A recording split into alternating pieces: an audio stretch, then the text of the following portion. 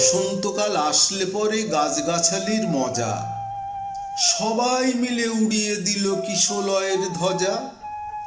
সেজে গুজে চলল সবাই উৎসবে যোগ দিতে, শিমুল পলাশ সবার মাথায় টুকটুকে লাল ফিতে।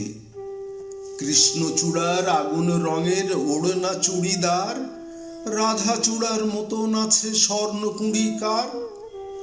জারুল পারুল ভাই বোনেতে করছে কি হাঙ্গামা, ওদের যে চাই গোলাপি আর বেগনি রঙের জামা। আলোকসজ্জা নইলে কি আর তেমন শোভা খোলে, অমল দাসের ডালে সোনার ঝাড় লণ্ঠন দোলে। মুখ লুকিয়ে শুকিয়েছিল মাদার গাছের ডাল, দক্ষিণ হাওয়ার খবর পেয়ে সাজলো লালে লাল। ভিনদেশি এক অতিথি এলো শাকিন মাদুরায়, নামখানি তার ছায়া তরু রূপের সীমা নাই।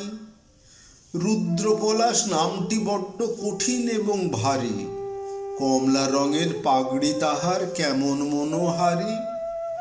এমনিতর নানান সাজে সেজে সকল গাছ, সবাই মিলে করল শুরু মহোৎসবের নাচ। নাচে গানে খুশির টানে উঠল সবাই মেতে, কেউ দেখেনি দূরের মাঠে কে ছিল ওত পেতে। হিংসুটে এক কালবৈশাখী হঠাৎ এলো তেড়ে, ঝাঁপিয়ে পড়ে গাছগাছালির সজ্জা নিল কেড়ে। ফেলল ছিঁড়ে নতুন জামা, ঝাঁকিয়ে দিল চুল, পথের ধুলোয় লুটিয়ে দিল সদ্য ফোটা ফুল।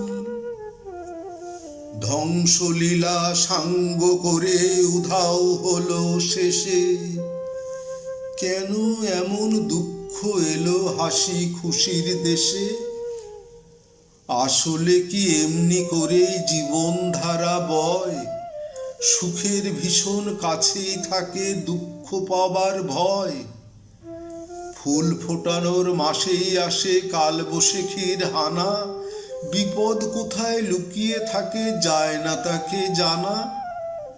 তাই বলে কি শিমুল পলাশ ফুটবে না আর কাল, রাত পোহালেই উঠবে ভোরে কৃষ্ণচূড়ার ডাল। হিংসুটে ঝড় আজকে যাদের হাত পা দিল ভেঙে, কালকে তারাই নতুন রঙে উঠবে আবার রেঙে।